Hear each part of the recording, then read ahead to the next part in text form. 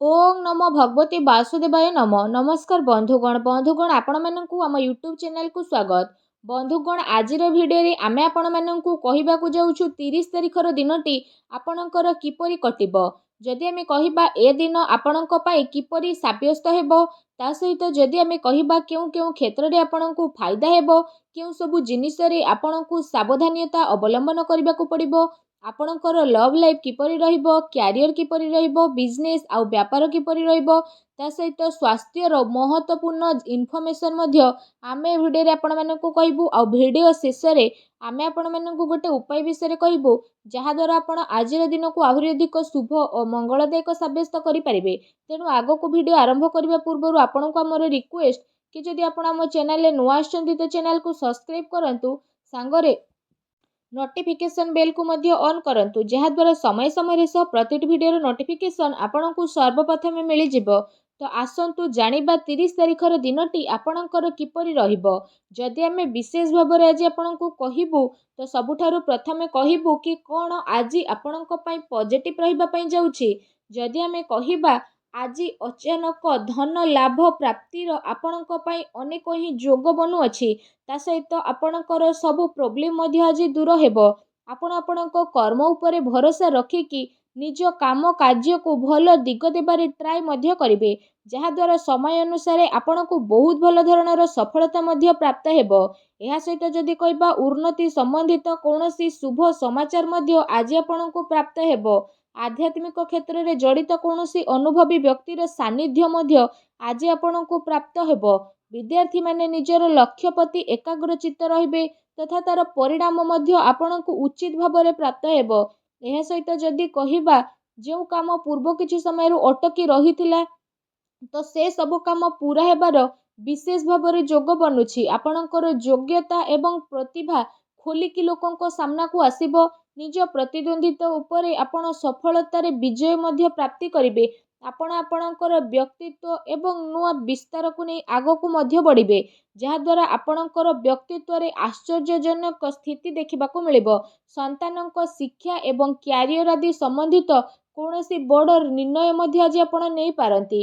विद्यार्थी पाठपढ़ा आउ क्यारियर संबंधित समस्यार समाधान हेबो जहा पई समस्ते आपण को खुशी अनुभव रे देखिबे।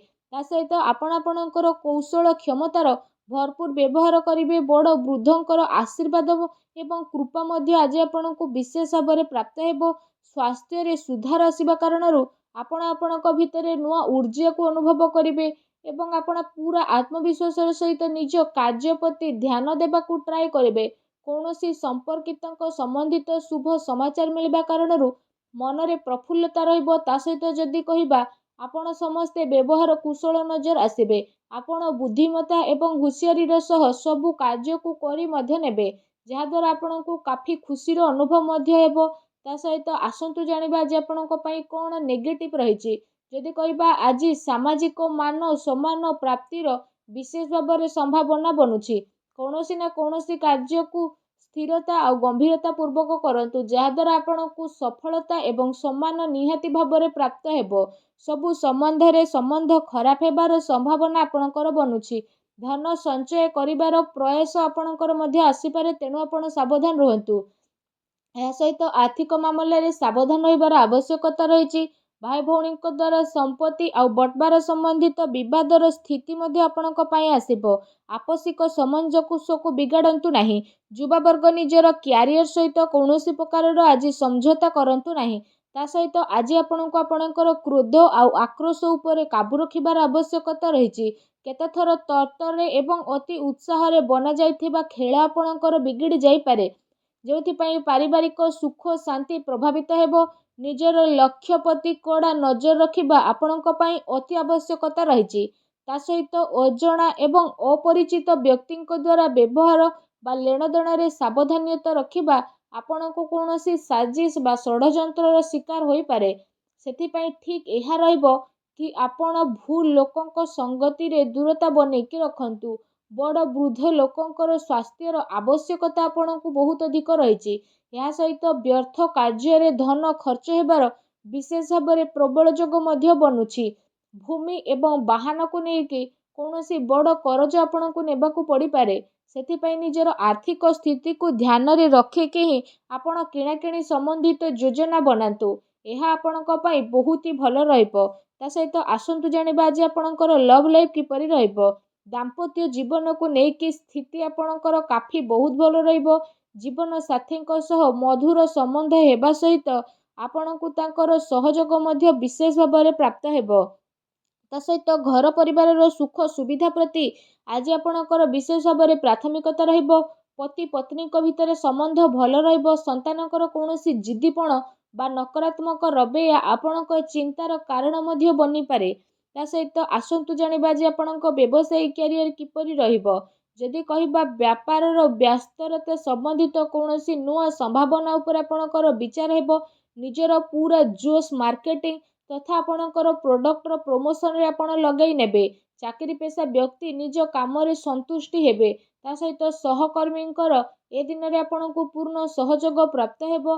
କାର୍ଯ୍ୟ ବିସ୍ତାରତର ଯୋଜନା ମଧ୍ୟ ଆପଣଙ୍କର ପୂରଣ ହେବ। ତା ସହିତ ସେ ଯୋଜନା ଉପରେ ଆପଣ ପୁନଃ ପରୀକ୍ଷଣ କରିବେ। ଏହା ସହିତ ଚାକିରିରେ ହାଲକା ଫୁଲକା ପ୍ରୋବ୍ଲେମ ମଧ୍ୟ ଆସିବ। ଏହା ସହିତ ନିଜର ବୁଦ୍ଧିମତ୍ତା ଏବଂ ବିବେକର ସହ ଆପଣ ସବୁ ପ୍ରୋବ୍ଲେମର ଉତ୍ତର ମଧ୍ୟ ବହୁତ ହି ଶାନ୍ତିପୂର୍ଣ୍ଣ ରୂପରେ ବାହାର କରିନେବେ। କୌଣସି ବଡ଼ ଅଧିକାରୀ ବା ରାଜନୀତି ବ୍ୟକ୍ତିଙ୍କ ସହିତ ଯଦି କହିବା ଆପଣଙ୍କ ସାକ୍ଷାତ କାରଣରୁ ଆପଣଙ୍କ କାମ ବହୁତ ହି ଆସାନୀରେ ବନିବ। ଏହା ସହିତ କେତେ ମାମଲାରେ ଆପଣଙ୍କର ସ୍ୱାଭିମାନ ଆପଣଙ୍କ ପାଇଁ ବାଧକ ମଧ୍ୟ ବନିବ। ସେଥିପାଇଁ ଆପଣ ନିଜର ବ୍ୟବହାରକୁ ଟିକେ ଲଚିଲା ବନେଇକି ହିଁ ରଖନ୍ତୁ। ଏହା ଧ୍ୟାନ ରଖିବା ଆପଣଙ୍କ ପାଇଁ ଅତି ଆବଶ୍ୟକ ରହିଛି। କୌଣସି ଆର୍ଥିକ ମହତ୍ତ୍ୱପୂର୍ଣ୍ଣ ବ୍ୟବସାୟିକ ଗତିବିଧି ଆପଣଙ୍କର ଲିକ୍ ହୋଇପାରେ। କର୍ମଚାରୀଙ୍କର ଗତିବିଧି ଉପରେ ଆପଣ ନଜର ରଖିବେ। ଏହା ସହିତ ଶୀଘ୍ର ସ୍ଥିତି ଆପଣଙ୍କର କାବୁରେ ମଧ୍ୟ ଆସିବ। ସେଥିପାଇଁ ଆପଣ ପୁରା ଜୋସ୍ର ସହିତ ନିଜର କାର୍ଯ୍ୟ ପ୍ରତି ଏକାଗ୍ର ଚିତ୍ତ ରୁହନ୍ତୁ। ଆସନ୍ତୁ ଜାଣିବା ଆଜି ଆପଣଙ୍କର ସ୍ୱାସ୍ଥ୍ୟ କିପରି ରହିବ। ଯଦି କହିବା ଅତ୍ୟଧିକ ପରିଶ୍ରମ କାରଣରୁ ଥକାପଣ ବା କଷ୍ଟ ଭଳି ସମସ୍ୟା ଆପଣଙ୍କର ଉତ୍ପନ୍ନ ହୋଇପାରେ। ତା ସହିତ ଅଧିକ ଗରିଷ୍ଠ ବା ତୈଳଯୁକ୍ତ ଭୋଜନ ଖାଇବା ଦ୍ୱାରା ଆପଣଙ୍କୁ ପ୍ରୋବ୍ଲେମ ଆସିପାରେ। ଯାହାଦ୍ୱାରା ପେଟ ସମ୍ବନ୍ଧିତ ସମସ୍ୟା ମଧ୍ୟ ଆପଣଙ୍କୁ ଆସିବ। ସେଥିପାଇଁ ଆପଣ ସୁପାଚ୍ୟ ଭୋଜନ କରନ୍ତୁ। ତା ସହିତ ନିଜ ସ୍ୱାସ୍ଥ୍ୟକୁ ଆହୁରି ଅଧିକ ଭଲ ରଖିବା ପାଇଁ ଆପଣ ପ୍ରତ୍ୟେକ ଦିନ ଯୋଗ କରନ୍ତୁ, ବ୍ୟାୟାମ କରନ୍ତୁ ଏବଂ ସୁସ୍ଥ ରୁହନ୍ତୁ। ଫ୍ରେଣ୍ଡସ୍, ଆସନ୍ତୁ ଜାଣିବା ଆଜି ଆପଣଙ୍କ ପାଇଁ କ'ଣ ବିଶେଷ ଉପାୟ ରହିଛି। ଆଜି ଆପଣ ସ୍ନାନ ଆଦି କରିସାରିବା ପରେ ବିଶେଷ ଭାବରେ ଗୋଟେ ନଡ଼ିଆକୁ କଳା କପଡ଼ାରେ ବାନ୍ଧି ଦିଅନ୍ତୁ ଏବଂ ତାକୁ 100 ଗ୍ରାମ କଳାର ତିଳକ ଏବଂ 100 ଗ୍ରାମ ବିରିର ଡାଲି ତା ସହିତ ଗୋଟେ ତିଳ ସହିତ ଆପଣ ଭଗବାନ ଶନିଦେବଙ୍କୁ ସ୍ମରଣ କରିକି ପ୍ରବାହିତ ଜଳରେ ଭସେଇ ଦିଅନ୍ତୁ। ଏହା ସହିତ ନିଜର ମନୋକାମନା ମଧ୍ୟ ମାଗନ୍ତୁ। ଏପରି କରିବା ଦ୍ୱାରା ଭଗବାନ ଶନିଦେବଙ୍କ ଆଶୀର୍ବାଦରୁ ଆପଣଙ୍କୁ ଶୀଘ୍ର ହିଁ ବିଶେଷ ଶୁଭ ଫଳର ପ୍ରାପ୍ତ ହେବ।